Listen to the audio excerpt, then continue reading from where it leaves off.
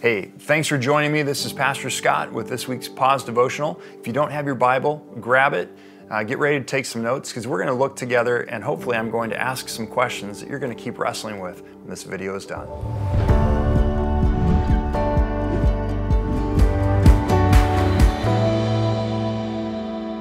John chapter 5, verse 5. After this, there was a feast of the Jews, and Jesus went up to Jerusalem. Now there is in Jerusalem by the sheep gate a pool, in Aramaic called Bethesda, which has 5 roofed colonnades. In these lay a multitude of invalids, blind, lame, and paralyzed. One man was there who had been an invalid for 38 years. When Jesus saw him lying there and knew that he had already been there a long time, he said to him, "Do you want to be healed?" The sick man answered him, "Sir, I have no one to put me into the pool when the water is stirred up. And while I'm going down, another steps down before me." Jesus said to him, "Get up, take up your bed, and walk." And at once the man was healed, and he walked. If you're like me, that's a really encouraging passage. And it's at this place, Bethesda literally means in the Hebrew, house of mercy. It's at this mercy house where Jesus comes down. There's this pool, there's all these, not just sick people, but really brutally sick, paralyzed people in terrible shape. It's at this point of great need that with everyone around, Jesus goes to one person. And he comes to that man who'd been there probably the longest of anyone else there, and he asks him this question. He says, "Do you want to be healed?" Now that may seem like a strange question. And at first glance, you're like, well, of course, Jesus. Of course, why? He's here at this place where there should be healing. And yet, if you look at the guy's response, read it again. He makes an excuse. Jesus asks a yes or no question. And the guy goes, well, this, and oh, but what about? And Jesus simply says, "Do you want to be healed?" And then after the guy's done, Jesus says, "Take up your mat and walk. You're healed." And he does it. I mean, it's amazing to see in the middle of all this pain and suffering with a guy who's been asked by the creator of the universe, "Do you want this?" And the guy can't even say correctly what he wants. God still intervenes and provides a miraculous physical healing. And he's going after the guy's heart. He knows deep down that there's a problem here that he can solve, even if the guy doesn't quite understand it.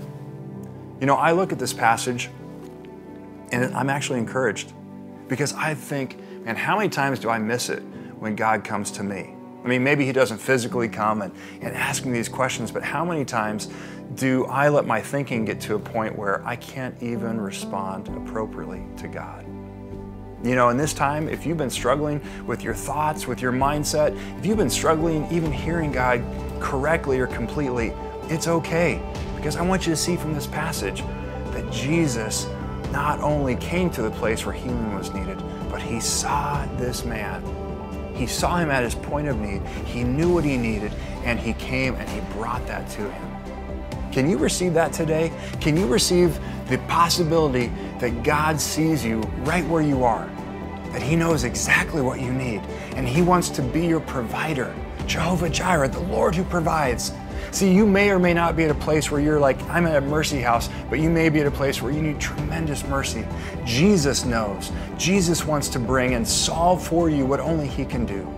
As you read this passage again, this week, would you listen for the questions of Jesus? Would you see what he's asking, and would you let him ask you those same questions? Would you respond to Jesus, even if it's, "Lord, I don't know," or "Lord, I don't believe, help me in my unbelief," because it doesn't put Jesus off. He knows where you are. He knows what you need. He has come to you, and he wants to be your provider. He wants to be your source. You know, that's my hope as you come daily before the Lord, that you would allow him to speak to you, because I believe that he's waiting. I believe he wants to answer, and I believe that he wants to bring his health and wholeness to where you are right now, so that you too could say, "And Jesus told me this, I picked it up, I'm stepping out, and I'm walking in faith." Because the God of the universe wants to work in you. It's a great week. We have a great God. I encourage you, keep asking, keep looking, keep listening, and keep responding in faith. Thanks for joining us this week on our Pause Devotional. If you want to see more of these devotions, we've got them online. Go check out our website. And if you're not already following us on our social media platforms, please do so, because we'll send you alerts, we'll help you get connected, and we'll walk with you as we journey after Jesus. Thanks for joining.